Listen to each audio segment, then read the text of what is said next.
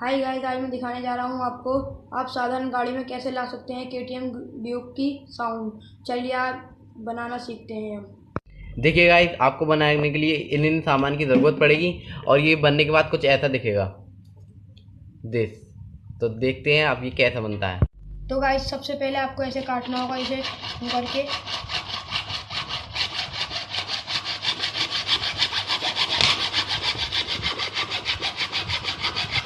ये देख सकते हैं आप गाइस, कटने के बाद कुछ ऐसा दिखेगा। ये देखिए ऐसा। फिर उसके बाद गाइस हमें ऐसे करना है, ऐसे काटना है यहाँ पे से।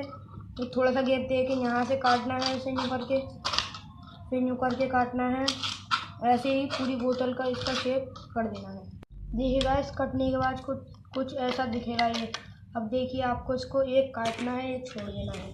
तो वो मैं अभी करके दिखा रहा हूँ आपको। ये देखिए, ये ऐसे काट दिया एक, ये छोड़ दिया एक, फिर एक काट दिया यूँ करके, फिर एक छोड़ दिया, फिर ये वाला एक काट दिया यूँ करके, फिर ये वाला एक काट दिया। तो देख सकते हैं आप, मैंने कहे थे 8 पीस, उसमें से बचे ये 4 और 4 को कर दिया हमने कट।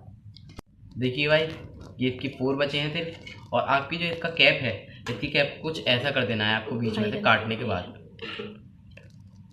जब आपका कैप कट जाएगा तो वो कुछ ऐसा हो जाएगा, क्योंकि साइलेंसर का जो धुआं है वो इसमें से निकल सके। देखिए गाइस, अब ये ऐसा हो चुका है, तो अब मैं आपको बताऊंगा इसको आप इसके ऊपर फिट कैसे करें।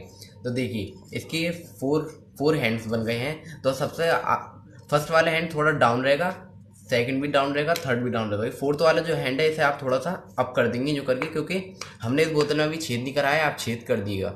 और इसका छेद और इसका छेद बिल्कुल लेवल में होना चाहिए, मतलब एक बराबर में, ना ही ये आगे ना ही ये पीछे। और फिर लगाने के बाद आप इन जगहों पे टेप लगा दें किसी को पकड़वा के।